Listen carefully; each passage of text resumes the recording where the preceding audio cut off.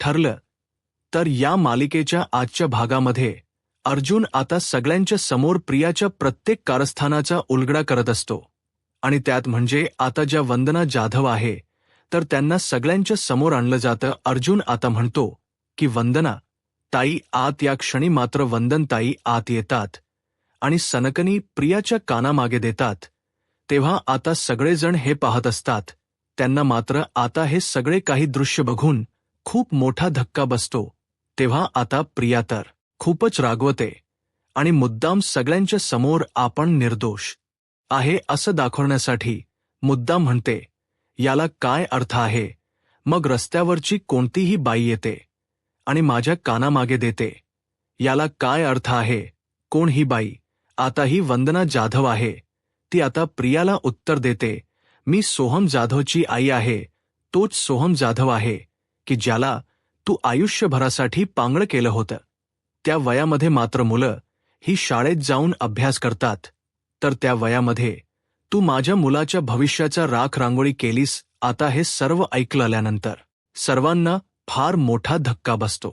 सगळेजण मात्र तोंडाला हात लावतात. त्याच वेळेस आता घडलेला जो काही लहानपणीचा हा एक भूतकाळ आहे तो मात्र आता वंदना जाधव आणि प्रियाच्या समोर येतो. कारण प्रियाने त्या सोहमच्या म्हणजे मुलाशी लहानपणी खूप मारामारी केली होती. त्याच मारामारीत मात्र आता ह्या प्रियाला तेथे जे काही जाळ आहे तर तेथे एक चटका बसतो. तिला आणखीनच राग येतो. ती त्या सोहमला लोचते आणि त्याला दगडावर लोटून देते आणि तो दगडावर विशुद्ध पडलेला असतो. तेवढ्यात आता सगळेजण तेथून पळून जातात आणि त्याच वेळेस आता ते सोहमची आई आहे ती आपल्या मुलाजवळ धावतच येते, रडत असते. त्याला उचलून घेते. सोहम बाळा काय झालं तुला? अरे बोल ना काय झालं तुझ्यामुळे? मात्र आज माझा मुलगा चाकाच्या खुर्चीमध्ये बसून आहे आणि तुला एका आईचे शाप लागतील म्हणून आता सगळ्यांच्या समोर तो घडलेला प्रकार आहे भूतकाळातील तो मात्र सांगितलेला असतो. एका मुलाच आयुष्य आज प्रियाने उद्ध्वस्त केलं. तर त्याची आई सगळ्यांच्या समोर आज येऊन आता हे प्रियाला बोलत आहे, तुला कधीही सुख नाही मिळणार, किडे पडून मरशील. तू मुर्दा आहे तर तो ओल्या लाकडावर पडून राहील, परंतु तो जाळण्यासाठी 4 माणसं सुद्धा मिळणार नाही. हे ऐकल्यानंतर आता प्रिया लगेच रडण्याचं नाटक करते. अरे बाबांनो थांबवा हिला, कोणीतरी थांबा. इतकं अभर कोणीतरी बोलतं कान निच्याकडे. कोणतेही पुरावे नाही तरी सुद्धा वाटेल ते आरोप माझ्यावर करत आहे. मला वाटेल ते बोलत आहे. आता सायली म्हणते की पुरावे विषयी बोलत नाही. त्या कारण आज जे काही तू पाप केलेलं आहे लहानपणी तर त्याची जी काही खून आहे ती अजूनपर्यंत तुझ्या डाव्या खांद्यावर आहे. भाजलेली खून आहे ना प्रियाशी खून. तेव्हा आता अश्विन म्हणतो की ती खून तर लहानपणी तुझ्या खांद्यावर एका मुलाशी मारामारी करताना झाली होती का?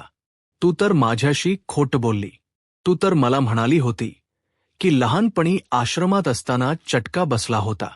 तेव्हा आता सायली म्हणते की नाही, अश्विन भाऊजी आश्रमात असताना कधीही तिला असं भाजलेलं नव्हतं. म्हणूनच मात्र मी गुढीपाडव्याच्या दिवशी एक गोष्ट करण्याची ठरवली.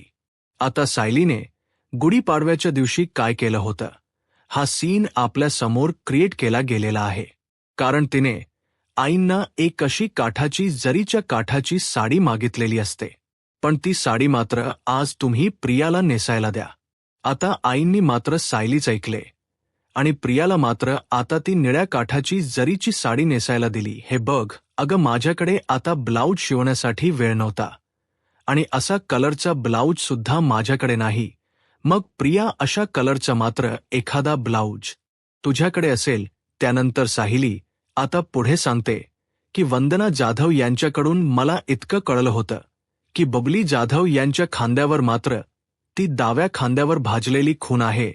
ती दंडापासून नक्की किती लांब आहे, कुठपर्यंत आहे हे मला माहिती नव्हतं. म्हणूनच मी तिला गुढीपाडव्याच्या दिवशी शिवले ब्लाऊज घालायला सांगितला होता. म्हणजे कुठल्या ना कुठल्या बाजूने ती खून मला तर दिसली तर असतीच.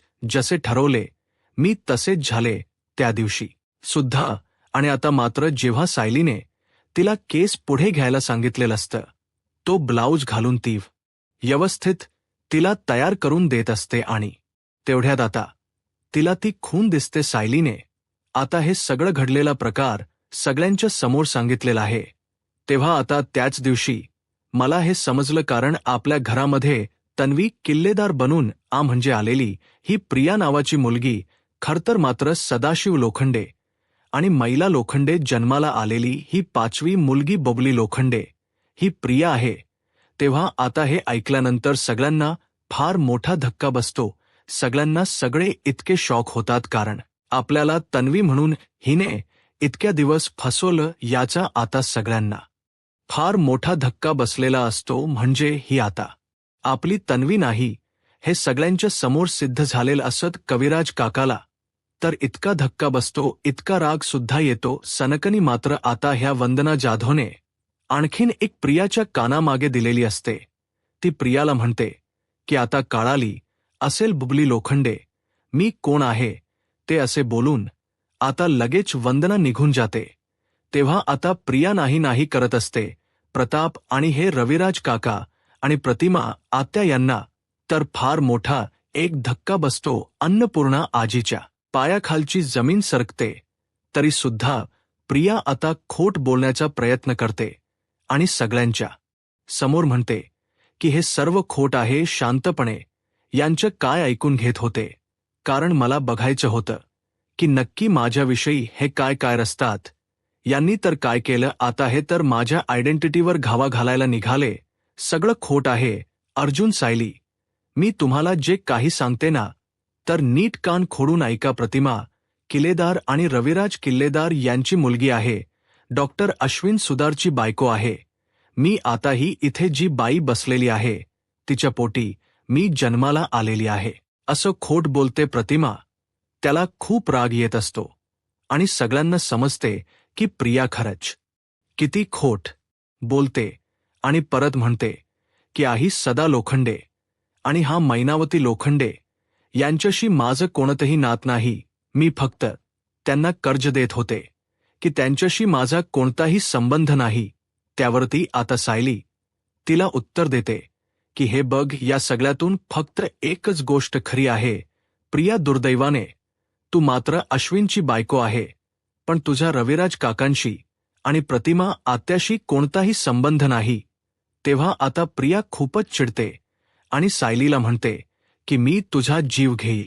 कुठल्या तरी लोकल वस्तीमधील माणस 4 माझ्यासमोर उभी करते आणि माझ्या आई बाबांनी या पूर्णाजीनी त्यांच्यावर विश्वास ठेवायचा का, तरी सुद्धा तू हे चोरटे मैनावती आणि सदाशिव यांचं ऐकून माझ्यावर चोरटेपणाची संशय घेतेस. आणि हे बघ, मलाला माहिती नाही ब्लड ग्रुप वगैरे काय आहे ते, आणि मला माहिती नाही की नक्की तू कोणत्या रिपोर्टबद्दल बोलते. बाबांना कदाचित माझा रिपोर्ट ब्लड ग्रुप आहे तो आठवत नसेल, परंतु हे बघ, माझ्या अंगामध्ये रविराज किल्लेदार आणि प्रतिमा किल्लेदार यांचं रक्त वाहतंय आणि ते तर मी अभिमानाने मिरवते. त्यामुळे खरंच मला माहिती नाही की बबली लोखंडे कोण आहे. आता इतकं सगळे पुरावे देऊन सुद्धा रिया सगळ्यांना आणखीन खोट बोलत आहे. पूर्णाजीने तर आपले कानच बंद करून घेतलेले असतात, कारण ह्या प्रियाच कोणतंही बोलणं आता पूर्णाजीच्या कानावर ऐकायला तिला नकोस असतं. आणि अर्जुन आणि सायलीला म्हणते की तुम्ही जो काही हा कल्पना आगत केलेला आहे त्याला कोणताही आधार नाही. त्यावरती अर्जुन तिला उत्तर देतो की आधार आहे. अरे हे बघ, साधा सुद्धा आधार नाही की सायंटिफिक आधार आहे. हे बघ, तुझी डीएनए टेस्ट रिपोर्ट म्हणल्यानंतर आता प्रियाचे तर पायाखालची जमीन सरकते. तिची बोलतीच बंद झालेली असते आणि सगळ्यांना मात्र एक प्रकारचा आणखीन धक्का बसलेला असतो. त्यावरती रविराज काका विचारतात, डीएनए टेस्ट तर मी अगोदर केली होती. जेव्हा तन्वी घरी परत आली होती तेव्हाच डीएनए टेस्ट झाली होती. आता अर्जुन म्हणतो की प्रियाने आपल्या मनासारखी रिपोर्ट बनवण्यामध्ये पीएचडी केली आहे आणि तिने हे सगळं व्यवस्थित मॅनेज करून आता ती रिपोर्ट सुद्धा बदलवले.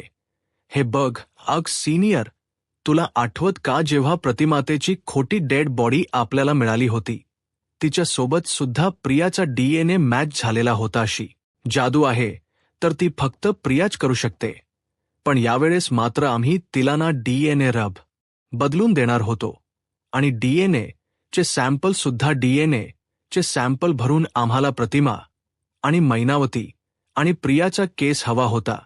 तेव्हा आता मैनावती म्हणते की हो, मी तर लगेच माझा केस आहे तो देऊन टाकला, कारण या मुलीला मला चेतवायचं होतं. त्यानंतर अर्जुन सांगतो की सायलीने तर खूप हुशारीने प्रियाचा केस सुद्धा मिळवला होता. सुमन विचारते की कसा मिळवला, त्यावरती सायली सांगायला सुरुवात करते की मी आईंना मात्र तिजोरीच्या किल्ल्या आहे प्रियाला देण्याचं नाटक करायला सांगितलं. तेव्हा आता तो घडलेला जो किस्सा आहे तो सुद्धा आता सायली सगळ्यांच्या समोर तो सीन क्रिएट करते आणि आता त्या तिजोरीच्या चाव्या आहे तर त्या मात्र प्रियाकडे देण्यासाठी सांगते. आणि काहीतरी आई तुम्ही प्रियाला देताल का. तेव्हा आता म्हणजे कल्पना म्हणते प्रिया समोर आता नाटक करून त्यांनी त्या किल्ल्या आता प्रियाच्या ताब्यात दिलेल्या असतात. तेव्हा आता त्या किल्ल्यावरून मुद्दाम सायलीने तिच्याशी झटापट केलेली असते. सगळ्यांच्या समोर त्यांची तुडम मारामारी जुबलेली असते. सायलीला किल्ला नाही तर प्रियाचा केस घ्यायचा असतो. त्यासाठी मात्र हे सर्व भांडण आणि नाटक केलेला असतं आणि त्याचवेळी सायलीने त्या भांडणामध्ये प्रियाचा केस मिळवलेला असतात. एक नाही तर तीन केस आता सायलीने मिळवलेले आहेत. आता कल्पना म्हणते की अच्छा, म्हणजे हे सर्व काही नाटक तू तन्वीच्या DNA सॅम्पल मिळवण्यासाठी केले होते. तर तेव्हा सायली म्हणते की हो. तर प्रतिमा आत्या विचारतात की अग पण सायली, तुला माझा केस कसा मिळाला. त्यावरती सायली म्हणते की माफ करा प्रतिमा, हत्या त्या दिवशी तुमच्या डोक्याचा मसाज करताना एक केस माझ्या हातात आला होता.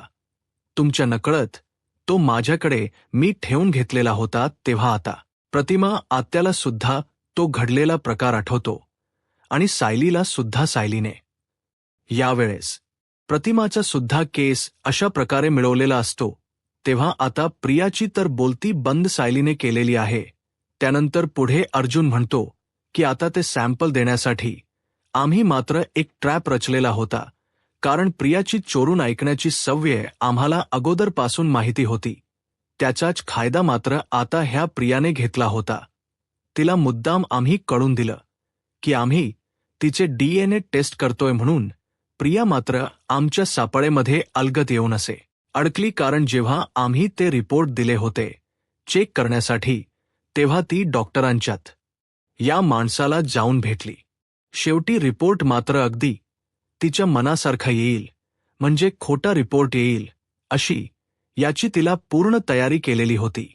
आणि त्यावेळेस मात्र प्रियाने त्या लॅब असिस्टंटला मात्र स्वतःचा सॅम्पल न देता वेगळा असा सॅम्पल दिला आणि तो सगळं काही वेगळं आहे सॅम्पल वगैरे असा खोटा रिपोर्ट तिने त्याला तयार करण्यासाठी सांगितलेला होता. त्या बदलत मात्र आता प्रियाने त्या लॅब असिस्टंटला तो नेकलेस दिला, पूर्ण आजीने तिला दिलेला होता. आता हे सर्व ऐकल्यानंतर सर्वांना आणखीनच धक्का बसतो. सगळेजण पूर्णपणे शॉक होऊन बघत असतात आणि पूर्ण आजीला तर खूपच जास्त धक्का बसतो. मानाने आपण जो नेकलेस तिला दिलेला होता तर तो सुद्धा तिने आता त्याचा वापर गैरवापरासाठी केला हे आता सगळ्यांच्या लक्षात येते. तेव्हा आता प्रियाला तो क्षण आठवतो जेव्हा आता तिने त्या लॅबलेला सांगितलेलं असते की हे काम जर तू केलंस तर तो हार त्याच्या हातामध्ये देऊन म्हणते की हा दागिना तुझा असेल. त्या माणसाने मात्र तो दागिना हा अर्जुनकडे दिलेला असतो आणि सगळ्यांच्या समोर आता अर्जुन प्रियेला विचारतो की हा नेकलेस तुझा आहे ना. त्यावरती कल्पना तर म्हणलेली असते की हो, हा नेकलेस तर पूर्णाईने तन्वीला दिलेला होता. मग हा तन्वीचाच नेकलेस आहे. तेव्हा आता अर्जुन सगळ्यांच्या समोर विचारतो की तन्वी, मला एक गोष्ट सांग बरं, तुझा हा नेकलेस आहे तो मात्र त्या लॅब असिस्टंटकडे कसा पोहोचला. तेव्हा आता अश्विनी हे सर्व ऐकल्यानंतर तो म्हणतो की म्हणजे तन्वीने तो नेकलेस तिच्या मैत्रिणीच्या ट्रीटमेंटसाठी दिलेला होता. तिने मला सांगितलं होतं मग ते सुद्धा खोटं होतं का? प्रिया आता अगदी खाली मान घालते, कारण बोलण्यासाठी तिच्याकडे काही उरलेलं नसतं होबे. सगळे पुरावे आता अर्जुन आणि सायलीने सगळ्यांच्या समोर उभे केलेले आहेत. सगळे जण आता पूर्णपणे शॉक होतात. अश्विन तर इतकाच शॉक झालेला आहे. तेव्हा अर्जुन म्हणतो की हो, ते सगळं काही बाकीच्या सारखंच खोटं होतं. तेव्हा अश्विनला आणखीन मनस्ताप होतो. तो खूप रडत असतो की प्रिया त्याच्याशी इतकं खोट वागलेली असते. आता हे सर्व काही झाल्यानंतर पूर्णाजी म्हणते की तन्वी, अगर तो हार मी तुला श्रीधन म्हणून दिलेला होता. तो हार मला माझ्या सासूबाईंनी दिलेला होता. केवळ माझा नाही, पण श्रीधनाचा केवळ मान राखायचा होता. त्यावरती कल्पना म्हणते की पूर्णानाथजी, हेपकजी, जिला नात्यांचीच किंमत नाही, तर तिला दागिन्यांची काय किंमत असणार आहे? त्यावरती रविराज काका म्हणतात की या मुलीच्या नखापासून आणि केसापर्यंत फक्त खोटेपणा भरलेला आहे. प्रत्येक गोष्ट ती खोट बोलते. सायली आता पुढे म्हणते की हिच्या खोटारडेपणा आता घरातील लोकांसमोर तेव्हा सिद्ध झाला, जेव्हा तो हरामी सगळ्यांच्या समोर दाखवलेला होता.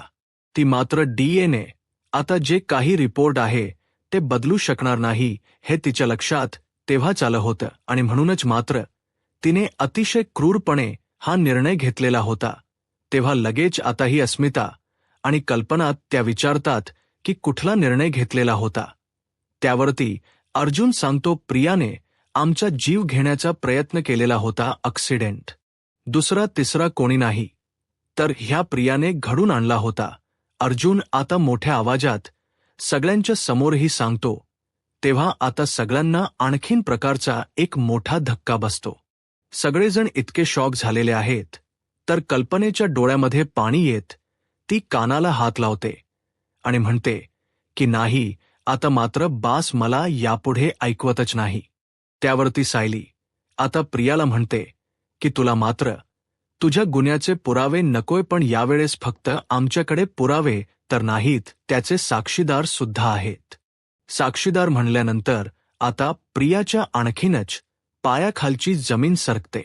ती वर तोंड करून सात साईकडे पाहत असते. अश्विन विचार आता तर रडत असतो. आता नागराज आणि महिप्त या दोघांना सुद्धा आता पोलीस येथे घेऊन येतात. त्या नागराज आणि महिप्तला दोघांनाही बघून आता सगळ्यांना मात्र फार मोठा धक्का बसतो पूर्णपणे. आता हे सुभेदार फॅमिली आहे ती हादरली जाते. आता हे महिप्त आणि नागराज तेथे आलेले आहेत आणि प्रियाकडे बघत आहेत.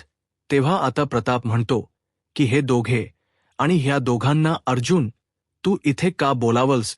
त्यावरती अर्जुन म्हणतो की कारण प्रियाने यांच्याच मदतीने आमच्या दोघांचा अपघात घडून आलेला होता. त्यावरती हे ऐकून प्रताप बोलतो की काय म्हणतोस अर्जुन? त्या ट्रकमध्ये महिप्तचीच माणसं होती. तेव्हा आता महिप्त म्हणतो की हे बघ अर्जुन, सुभेदार मी तुला मारणार राहतो, परंतु ही रडत रडत माझ्याकडे जेलमध्ये आली होती आणि मला म्हटले की तू आणि तुझी बायको जर जिवंत राहिले, ती मरेल म्हणून मात्र मी माझी माणस तीच ऐकून तुझ्यावर सोडली होती, पण हे पाप माझं नव्हतं, इचं होतं. तेव्हा आता नागरा सुद्धा सगळ्यांच्या समोर सांगतो, सगळी तर पाप इचीच होती. मी जेलमध्ये जेव्हा सडत होतो ना, तेव्हा मात्र ही साळसूत फिरत होती, पण माझ्यापेक्षा जास्त पापने केलेली आहे आणि ही मात्र अशी बाहेर मोकाट फिरते. तेव्हा आता पूर्णाजी म्हणते की पण तो ॲक्सिडेंट मात्र तन्मवीनी घडून आणला, हे तुम्हाला कसे कळाले? अर्जुन म्हणतो की आम्हाला ही सर्व ॲडव्होकेट पटवर्धन यांनी सांगितले. आणि ॲडव्होकेट पटवर्धन, प्रिया तुला आठवत असेल की नक्की कोण आहे ते? लगेच अर्जुन ॲडव्होकेट पटवर्धन यांना फोन करतो. फोन स्पीकरवर टाकतो आणि विचारतो की ॲडव्होकेट पटवर्धन, त्या दिवशी मात्र प्रिया तुम्हाला भेटायला आली होती. त्यावेळेस तिने तुम्हाला काय सांगितले? सगळं काही तुम्ही परत सांगताल का प्लीज? तेव्हा ॲडव्होकेट पटवर्धन सगळं काही सांगतात की ही प्रिया माझ्याकडे आली होती. जो काही तो झगडलेला प्रकार आहे तो सुद्धा आता सगळ्यांच्या समोर सीन दाखवलेला असतो. कारण जेव्हा ही प्रिया ॲडव्होकेट पटवर्धन यांना भेटायला गेली होती, तर नोटांचे बंडल तिने मात्र त्या ॲडव्होकेट पटवर्धन यांच्या समोर ठेवले होते. तिला मात्र आता महिप्त आणि हे जो काही नागराज किल्लेदार आहे यांना सोडवायचं नव्हतं, फक्त त्यासाठी एक नाटक करायचं होतं. प्रत्यक्षात तिने मला हे सांगितलं होतं की महिप्त आणि नागराज किल्लेदार यांच्याशी अगदी खोट बोलून मात्र घोळामध्ये घेऊन तिने आता प्रचंड एक मोठा ॲक्सिडेंट घडून आणलेला आहे. आता अर्जुनने विचारलेला ॲक्सिडेंट तिने घडून आणला, पण कोणाचा त्यावरती मात्र आता ॲडव्होकेट पटवर्धनांनी मी तुमच्या दोघांचं नाव घेतलेलं आहे. प्रियाने म्हणजे अर्जुन आणि सायलीच हे सांगितलेलं आहे. अर्जुन सुभेदार आणि सायली सुभेदार यांचं नाव तेथे घेतलं गेलेलं आहे. यांचा ॲक्सिडेंट आता हे सर्व काही ऐकवल्यानंतर अर्जुन फोन कट करतो आणि त्यांना अगोदर त्यांचे आभार मानतो आणि मग फोन कट करतो. त्यावेळेस सायली नंतर म्हणते की यांनी आम्हाला वेळी सावध केलं होतं म्हणून मात्र आमचा जीव वाचलेला होता. त्यानंतर मात्र ही प्रिया आणखीनच विथरली. तिला नक्की काय करावं हेच कळत नव्हतं. तेव्हाच आम्हाला हे कळलं होतं की तिने मात्र शांता मावशींना कुठे ठेवलं होतं. त्यासाठी मात्र तिने पुन्हा एकदा त्या संतोषची मदत घेतली. तेव्हा आता सगळेजण आता म्हणजे पाहतच असतात, शॉक होतात. प्रियाचा एक एक किस्सा ऐकून, एक एक पाप ऐकून. त्यानंतर अर्जुन आता हौलदार यांना म्हणतो की संतोष यांना घेऊन या. सगळ्यांच्या समोर संतोषला घेऊन येतात. तेव्हा आता संतोष जेव्हा प्रियाकडे बघतो तर प्रिया त्याच्यावर दात खात असते. आणि आता जेव्हा अर्जुन संतोषला विचारतो, प्रियाने मात्र तुला शांता मावशीवर नजर ठेवण्यासाठी सांगितली होती, बरोबर आहे का? त्यावरती संतोष म्हणतो की हो. त्यानंतर संतोष पुढे म्हणतो की त्यानंतर मात्र शांता मावशी कुठे गायब झाली हे मला काही कळाले नाही, पण त्यानंतर एके दिवशी मात्र ती मला हॉस्पिटल समोर दिसली. त्याच वेळेस मी प्रियाला फोन केलेला होता आणि प्रियाला मात्र शांताबाईचा मी पत्ता दिला. आता मात्र मी त्या शांताबाईला हायवे जवळच्या सरकारी दवाखान्यातून बाहेर पडताना बघितलं. प्रियाने मला तिचा पाठलाग करण्यासाठी सांगितलेला होता. आता मात्र हे सर्व काही सांगितल्यानंतर प्रिया आणखीनच घाबरते आणि मनात म्हणते की मी शांताचा खून केलेला आहे. हे मात्र आता ह्या संतोषने जर सांगितलं तर नक्की मला फाशी होईल म्हणून प्रिया आणखीनच घाबरते. त्यानंतर आता हा संतोष पुढे म्हणतो ती नोटीस सुद्धा आता प्रिया मॅडमच्या सांगण्यावरूनच लागलेली होती. शांता मावशी घरी परत आली आणि मी हे सगळं प्रिया मॅडमला फोन करून सांगितले. त्या लगेच तेथे आल्या. त्यानंतर अर्जुन पुढे विचारतो की प्रिया मात्र तेथे शांता मावशींच्या घरी आल्यानंतर तेथे काय घडलं हे तू सांगशील का? त्यावरती आता प्रियाला खूपच राग येत असतो. तेव्हा आता इन्स्पेक्टर साहेब संतोषला म्हणतात की हे बघा, तू घाबरू नकोस. इथे कोणाला सुद्धा जे तू आम्हाला सांगितलेलं आहे ते इथे सर्वांना सांग आता. ज्याची भीती मात्र प्रियाला होती तर संतोषने सगळ्यांच्या समोर हे कबूल केलेलं आहे की त्या दिवशी रागाच्या भरात प्रियाने शांता मावशींना मारून टाकले. हे सगळं काही ऐकल्यानंतर आता घरातील सगळेजण आणखीन शॉक होतात. कुणाला नक्की काय करावं तेच काही कळत नसतं. सगळ्यांचे अगदी पूर्णपणे चेहरे आता हे शॉक झालेले आहेत, कारण प्रियाने आता हे सगळं करण्यासाठी एक खून सुद्धा केलेला आहे. सगळेजण आता उठून उभे राहतात. संतोष पुढे म्हणतो की अर्जुन साहेबांना यामध्ये गुंतवण्यासाठी प्रियाने मात्र ते प्रेत वगैरे आहे तर ते त्यांच्या गाडीत लपवलेलं होत. जेव्हा प्रियाकडून आता ही शांता मावशी मेली गेलेली आहे तो क्षीण मात्र आता सगळ्यांसमोर पुन्हा दाखवला जातो आणि सगळ्यांच्या समोर आता हे सत्य आणखीनच म्हणजे उघड होतं. आणि त्या दिवशी मात्र हे सर्व कसं केलं गेलेलं आहे सगळं काही संतोष आता सगळ्यांच्या समोर प्रियाने केलेल्या कारस्थानाचा पर्दाफाश करतो. तेव्हा आता कल्पना रागाने म्हणते की तू एवढं मोठं कारस्थान रचलंस, तू इतकी कारस्थानी आहे, इतकी नीच आहे हे आम्हाला माहिती होतं, परंतु तू एक खुनी सुद्धा आहेस कोणाचा जीव घेण्यासाठी. तुझे हात का थरथरले नाहीत? तेव्हा आता अश्विन सुद्धा खूपच भडकलेला असतो. अश्विन तिला म्हणतो की हे बघ, माझं आयुष्य उद्ध्वस्त करून त्वरी सुद्धा तुझं समाधान झालं नाही आणि माझ्या भावाला मात्र, तू कुणाच्या आरोपात अडकायला निघाली होतीस, सगळ्यांचे डोळे भरून येतात प्रियाच हे पाप ऐकून. कारण प्रिया इतक्या खालच्या थराला जाऊ शकते, एखाद्याचा जीव सुद्धा ती घेऊ शकते. असं नीच वागणे ह्या प्रियाच सगळ्यांच्या समोर आलेला आहे. त्यानंतर रविराज म्हणतो की आतापर्यंत मी माझ्या आयुष्यामध्ये खूप असे निर्दयी खून बघितलेले आहेत, तू मात्र या सगळ्यावर मात केलीस. तेव्हा आता नागराज लगेच म्हणतो की मी तर केव हापासून हे सांगत होतो की दिसते तशी ती साधी भोळी आणि भोळी भाबडी पोरगी नाही. ही तेव्हा नागराज पुढे म्हणतो की ही तर माझ्यापेक्षा जास्त भोसलेली आहे. जमिनीच्या वर 6 फूट आणि जमिनीच्या खाली 6 फूट आहे. त्यानंतर प्रताप म्हणतो की म्हणजे इतक्या दिवस आपल्या घरामध्ये ही खुनी मुलगी राहत होती, तर स्वतःच्या सोडतासाठी मात्र इने आपला सुद्धा जीव मागे पुढे घ्यायला घाबरली नसती. त्यानंतर अस्मिता विचारते की पण तुम्ही दोघांनी मात्र आम्हाला त्याच वेळेस सर्व का सांगून टाकलं नसेल, इतके दिवस तुम्ही का थांबला होतात. त्यानंतर अर्जुन म्हणतो की कारण तेव्हा आमच्या हातामध्ये पुरेसे पुरावे नव्हते. त्यानंतर आता लगेच प्रतिमा आहात म्हणते की अरे पुरावे देण्यासाठी हे कोर्ट आहे का अर्जुन, मी सगळ्यांनी मात्र तुमच्यावर विश्वास ठेवला असता. त्यानंतर साहिली पुढे म्हणते की हे बघा प्रतिमा आहात, परंतु या प्रियाने मात्र सगळं काही खेळ पालटून टाकला असता. आज ही गप्प उभी आहे कारण कोणताही पुरावा हिला खोडून काढता येणार नाही. आणि जर आम्ही आमच्या विश्वासाच्या जोरावर हिचा मुखवटा बाहेर काढायला गेलो असतो, तिने मात्र सगळ्या आरोपांच्या चिंध्या केल्या असत्या. म्हणूनच मात्र त्यासाठी आम्ही आमच्या मैत्रिणींची मदत घेतली. मात्र आता साक्षीने संतोषला या सगळ्यातून वाचवण्यासाठी आणि प्रियाचं खरं जे रूप आहे ते सगळ्यांच्या समोर कोर्टामध्ये सिद्ध केलेलं आहे. हे सगळं काही आता म्हणजे साहिलीने कुणाकुणाची मैत्रीण घेतली, कोणकोणत्या मैत्रिणीची कशा प्रकारे मदत घेतलेली आहे, सर्व काही साहिली आता सगळ्यांच्या त्यांच्या समोर सांगत असते.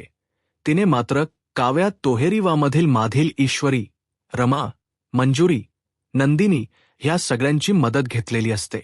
श्रीकडे मात्र जाऊन आता काव्या आणि ईश्वरीच दोघी पुरावे घेऊ शकतात हे सायलीला माहिती असते. म्हणून सायलीने त्या दोघींना हे काम दिलेलं असतं. लग्नाच्या अगोदरचे मात्र जे काही आता ह्या प्रियाचे असणारे संबंध आणि आता मात्र आधिराज सोबत जे काही लग्नानंतर सुद्धा तिच्या अखेर सुरू होतं, ते सुद्धा पुरावे आता काव्या आणि ईश्वरीने तिच्या समोर दाखवले टाकलेले असतात आणि तिला रंगे हात पकडलेलं असतं. ते पुरावे मात्र आता ईश्वरी आणि काव्या मात्र ह्या प्रियाला दाखवतात आणि सगळ्यांच्या समोर मात्र आता त्यांनी सायलीला हा पुरावा मिळून दिलेला असतो. त्यानंतर मात्र साहिलीने नुपूर आणि नशवंत मालिकेमधील हिरोईनची एंट्री तेथे घेतलेली असते आणि त्यांची मदत घेऊन मात्र आता सगळ्यांच्या समोर प्रियाला अडकवलेलं असत. म्हणजे साईला जिन्यावरून प्रियाने ढकवलेलं असतं याचा पुरावा आता मिळवलेला असतो. प्रतिमा आत्याला मात्र आता प्रियाला त्यांची मुलगी नसल्याचा संशय येत असतो. आता हे सगळं काही प्रियाला म्हणजे प्रिया खरंच यांची मुलगी नाही आणि प्रियाला प्रतिमाबद्दल काहीच काळजी नाही, हा सुद्धा सीन मात्र आता क्रिएट केला गेलेला होता. आणि त्यात म्हणजे जानकीने आणि सगळ्यांच्या समोर सिद्ध करून दाखवलेलं असतं. त्यानंतर मात्र आता जे रविराज काकांचे प्रॉपर्टीचे काही हिस्सेची प्रॉपर्टीच्या नावावर होती आणि नंतर त्याचा फायदा इला व्हावा यासाठी मात्र तिने कृष्णाच्या शेतामध्ये पुरावे सुद्धा लपवलेले असतात. तो सुद्धा आता घडलेला प्रकार साहिली सगळ्यांच्या समोर सांगते. कृष्णाने मात्र आता ह्या प्रियाची काय अवस्था केलेली होती हे सुद्धा सगळ्यांच्या समोर सांगितले जाते. कृष्णाने मात्र आता प्रियाला बैल म्हणजे बैलासारखं नांगराला झुपवलेलं असतं आणि तिच्याकडून शेत नांगरून घेतलेलं असतं आणि रविराज काका सुद्धा तेथेच असतात. तेव्हा आता प्रियाचे हे सगळे काही प्रताप ऐकून पूर्णाजी तर डोक्याला हात लावतात. पूर्णपणे ते शॉक झालेले आहेत. नंतर आता सदा लोखंडे आणि मैनावती लोखंडे यांना आश्रमामध्ये नेऊन या प्रियाने मात्र आता त्यांना मारण्याचा सुद्धा तिथे इंजेक्शन देऊन प्रयत्न केलेला आहे आणि त्याच वेळेस तेथे आनंदीने मात्र याची मदत केलेली आहे आणि नंदिनीने त्यांच्याचा जीव वाचवलेला आहे हे सुद्धा आता ती सगळ्यांच्या समोर सांगते। हे सगळं काही करून जेव्हा पोलीस तिच्या पाठीमागे होते, तिचा पाठलाग करत म्हणजे तिच्यावर नजर ठेवून, त्यावेळेस ती पळून जाण्याचा सुद्धा तिने प्रयत्न केला होता, परंतु मंजरीने मला त्यावेळेस फोन केला आणि प्रियाला तिथे अडकून ठेवलं। त्यासाठी रमाने सुद्धा तिची मदत केलेली आहे। रमा आणि मंजरी मिळून आता प्रियाला कसा धडा शिकवला हे सुद्धा आता सायली सगळ्यांच्या समोर सांगते। तेव्हा आता कल्पनाच हे सगळं काही ऐकल्यानंतर कल्पना म्हणते की म्हणजे अर्जुन आणि सायली, मी तुम्हाला दोघांना बाहेर पाठवण्याची परवानगी देत नव्हते, त्यामुळे तुम्हाला या सगळ्यांची मदत घ्यावी लागली। तर त्यावरती आता सायली म्हणते की हो आई, त्या गोष्टीचा सुद्धा आम्हाला उपयोगच झालेला आहे। तेव्हा माझ्या मैत्रिणी मला मदत करत होत्या, तेव्हा मात्र आम्ही डीएनएच्या रिपोर्टची वाट बघत होतो आणि त्यानंतर आता अर्जुन म्हणतो की ज्या डीएनएचा रिपोर्ट आहे तो लवकर मिळतो, तेव्हा आम्ही डॉक्टरांना हे सांगून ठेवलेलं होतं, पण हा फक्त जो काही रिपोर्ट आहे तो टेस्ट करणारा माणूस आणि लॅबमधील डॉक्टर यांनाच माहिती असेल, बाकी कोणालाही माहिती व्हायला नकोय। आता हे सर्व काही ऐकल्यानंतर प्रियाची तर बोलती बंदच होते, कारण अर्जुन आणि सायलीने तिला बरोबर आता गुंतवलेलं असतं की तिच्या सगळ्या पापांचा पर्दाफाश केलेला आहे, तो पण पुराव्यासकट। हे सर्व आम्ही का केलं ते प्रियाला मात्र तर त्या रिपोर्टपर्यंत काही केलं तरी पोहोचून द्यायचं नव्हतं, मात्र डीएनए रिपोर्ट येण्यासाठी वेळ लागला नव्हता। त्यानंतर सायली म्हणते की प्रिया प्रतिमात्या आणि ह्या मैनावती यांचा जो काही डीएनएचा रिपोर्ट आहे तर काही वेळापूर्वीच आमच्या हातामध्ये आलेला आहे, तेव्हा तो रिपोर्ट सगळ्यांच्या समोर आता हा अर्जुन आणि सवी दाखवणारच आहेत। तेव्हा आता रविराज काका विचारतात की त्या रिपोर्टमध्ये असं काय लिहिलेलं आहे, तेव्हा आता रविराज काका पुन्हा म्हणतात की अर्जुन, डीएनए रिपोर्टमध्ये काय लिहिलेलं आहे हे सर्व ऐकण्यासाठी खंबीर आहे माझी, काही काळजी करू नकोस। आणि त्या रिपोर्टने काय लिहिलं असे परत ते रविराज काका विचारतात तेव्हा आता अर्जुन सगळ्यांच्या समोर म्हणतो की रिपोर्टमध्ये हे असं लिहिलेलं आहे, तर सगळेजण शॉक होतात आणि शेवटी मित्रांनो हा भाग येथे संपतो। पुढे आता नागराज मात्र सगळ्यांसमोर हे कबूल करतो की आता दादाचा जो ॲक्सिडेंट झालेला होता, जो काही अपघात झालेला होता, तर 20 वर्षानंतर मी संधीची वाट बघत होतो। प्रिया नावाची जी संधी आहे तर ती तन्वीच गाठवड घेऊन दिवस ती महिपच्या ऑफिसमध्ये आली होती। ही किल्लेदारांची मुलगी आम्हाला मदत करायला तयार झाली, म्हणून आम्ही हिला तन्वी म्हणून किल्लेदारांच्या घरात पाठवलं। त्यानंतर नागरे सुद्धा कबूल करतो की डीएनए चे जे काही खोटे रिपोर्ट मॅनेज करणं हे महिपतलं सगळं काही जमणार होते, म्हणून मात्र आम्ही याच मुलीला आमची शिडी बनवण्यास ठरवलं। तन्वी किल्लेदार नावाची शिडी पाहता सगळ्यांना मात्र इतका धक्का बसलेला असतो। रविराज काका प्रतिमा खूप रडत आहे, कारण आज त्यांच्या म्हणजे एका आईपणाचा आणि एक बापपणाचा फायदा प्रियाने उठवलेला असतो आणि सगळ्यांच्या समोर आता हे सिद्ध सुद्धा झालेले आहे आणि महिप्त नागराज यांनी सुद्धा हे सर्व कबूल केलेलं आहे। यूट्यूब चॅनलला सबस्क्राईब करा आणि व्हिडिओ लाईक करा। धन्यवाद।